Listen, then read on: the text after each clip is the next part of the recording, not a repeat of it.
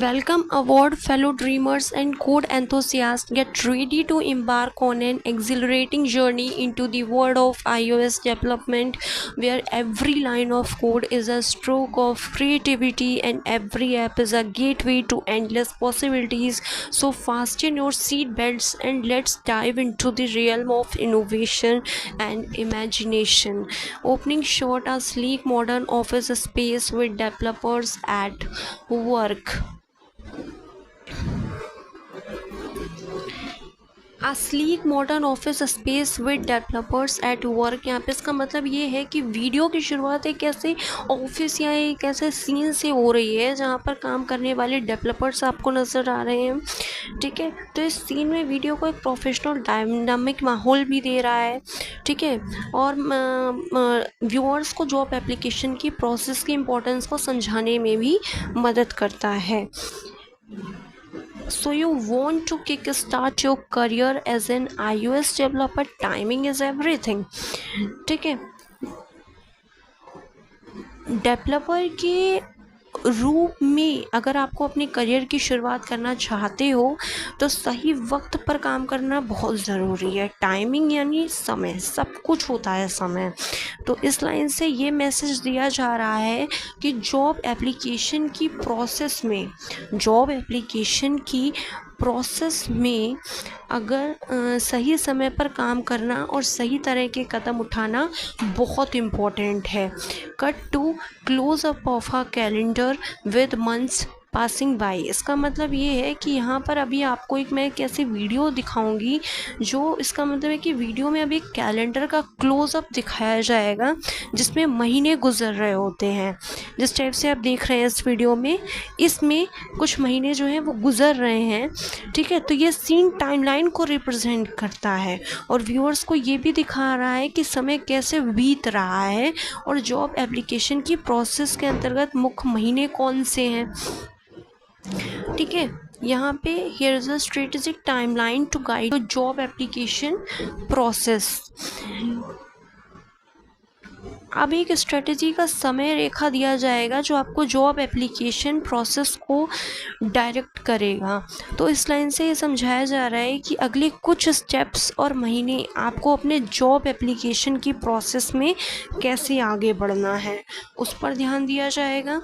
इसमें 6 पॉइंट्स हैं। Number 1 is preparation phase में 6 to 12 मंथ्स लगते हैं। ग्रेजुएशन से पहले प्रिपरेशन फेज़ होता है।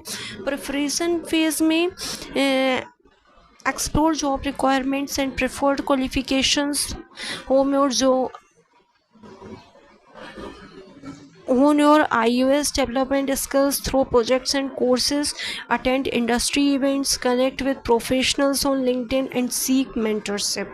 तो ये तीनों सब हेडिंग्स आपको ये बता रही हैं कि आपको अपनी प्रिपरेशन को कैसे शुरू करना चाहिए। और ग्रेजुएशन से 6 से 12 महीने पहले का समय एक बहुत ही अहम फेज़ होता है। ठीक है, रिसर्च ये आपको बता रहा है कि आपको नौकरी की ज़रूरत और पसंद किए गए क्वालिफ़िकेशंस को कैसे समझना चाहिए। स्किल डेवलपमेंट इस सब हेडिंग के तहत आपको ये बताया गया है कि आपको अपने iOS डेवलपमेंट के हुनर को कैसे बेहतर बनाया जा सकता है। नेटवर्किंग ये आपको बता रहा है कि आपको इंडस्ट्री के इवेंट्स में शामिल होना, लिंक्डइन पर प्रोफेशनल से जुड़े रहना और मेंटरशिप तलाश करना क्यों ज़रूरी है। Number 2, final year of studies 4 to 6 months before graduation. ये 3 सब हेडिंग्स आपको ये बता रही हैं कि आखिरी साल के दौरान आपको क्या करना चाहिए, यानी ग्रेजुएशन से 4 से 6 महीने पहले resume refinement, portfolio development, internship opportunities. Resume refinement ये आपको बता रहा है कि आपको अपना रिज्यूम कैसे सुधारना चाहिए जिसमें iOS डेवलपमेंट रोल्स के लिए स्पेसिफिक तरीके से लिखा गया हो। पोर्टफोलियो डेवलपमेंट, इस सब हेडिंग के तहत आपको बताया गया है कि आपको अपने प्रोजेक्ट्स को कैसे शोकेस करना चाहिए, जैसे कि ऐप्स और कोड सैम्पल्स, गिटहब या अपने पर्सनल वेबसाइट जैसे प्लेटफॉर्म्स पर, इंटर्नशिप अपॉर्चुनिटीज़। ये आपको बता रहा है कि आपको कैसे इंटर्नशिप के लिए अप्लाई करना चाहिए ताकि प्रैक्टिकल एक्सपीरियंस और इंडस्ट्री एक्सपोजर हासिल की जा सके। Number third is 3-4 months before graduation. ये तीनों सब हेडिंग्स आपको ये बता रही है कि ग्रेजुएशन से 3 से 4 महीने पहले आपको क्या करना चाहिए। Start early, company research, networking continued. Start early सब हेडिंग के तहत आपको बताया गया है कि आपको entry level iOS developer positions के लिए तलाश करना कैसे शुरू करना चाहिए। कंपनी रिसर्च, ये आपको बताता है कि आपको कैसे कंपनीज़ को पहचानना चाहिए जो आपके करियर गोल्स और कल्चर प्रेफरेंसेस के साथ मेल खाते हैं। नेटवर्किंग कंटिन्यूड, इस सब हेडिंग के तहत आपको बताया गया है कि आपको इंटर्नशिप और नेटवर्किंग इवेंट्स के दौरान बनी कनेक्शंस का इस्तेमाल कैसे करना चाहिए ताकि जॉब रेफरल्स मिल सकें। Number 4 is tailored applications.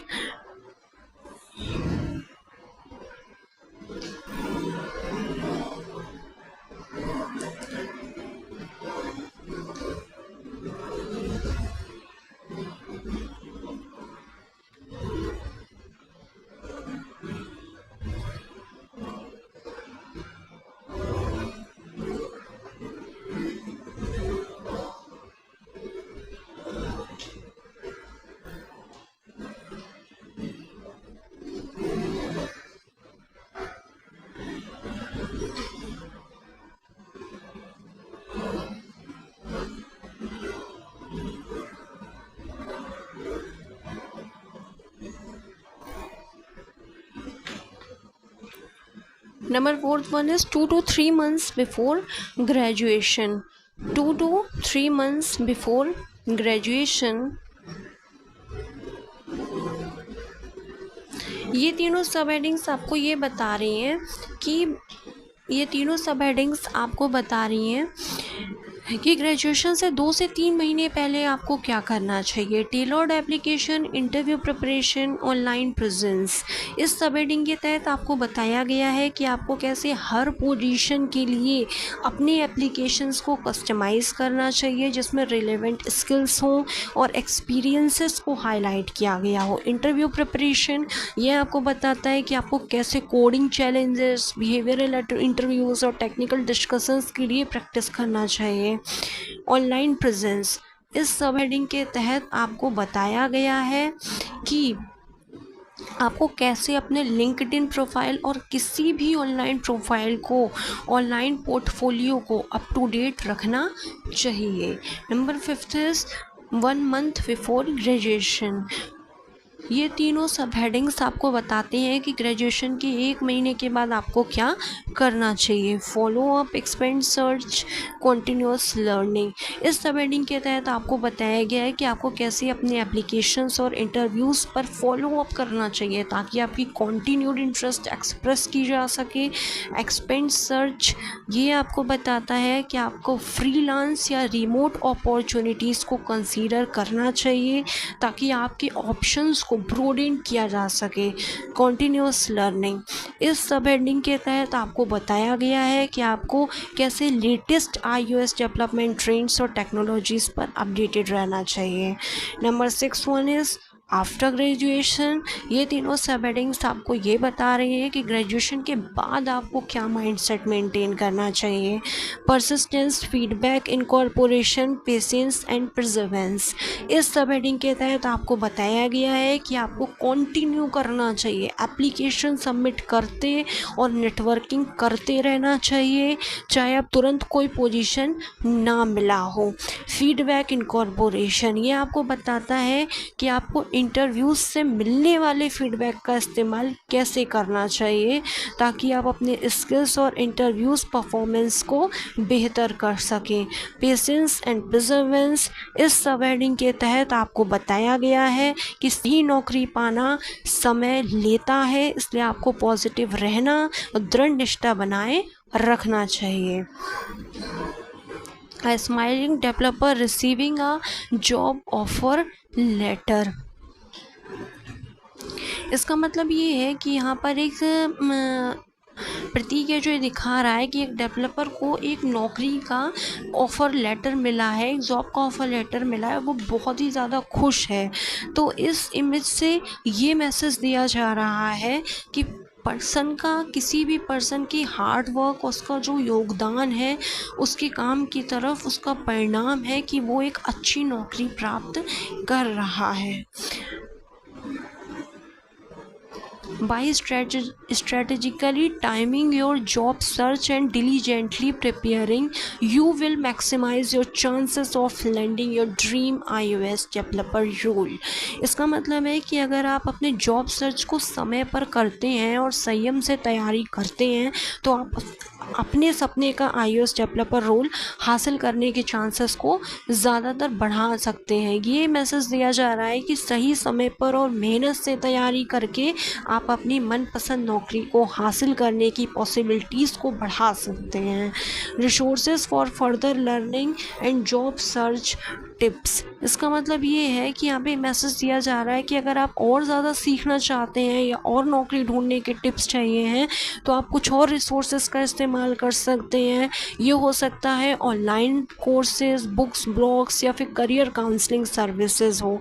इस तरह के रिसोर्सेज आपको और भी तैयार और सक्षम बनाने में मदद करेंगे।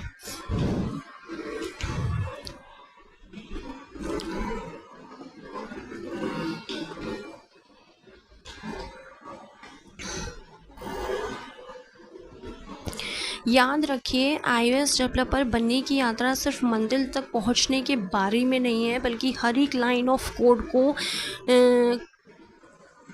पूरे अलॉन्ग द वे में आनंद उठाना भी है उसका। ठीक है, कोडिंग जारी रखें, निरंतर निर्माण करते रहें और अपने सपनों का पीछा करते रहें। Remember the journey to becoming an iOS developer is not just about reaching the destination but about enjoying every line of code along the way. Keep coding, keep creating and keep chasing your dreams. Thank you for watching my video.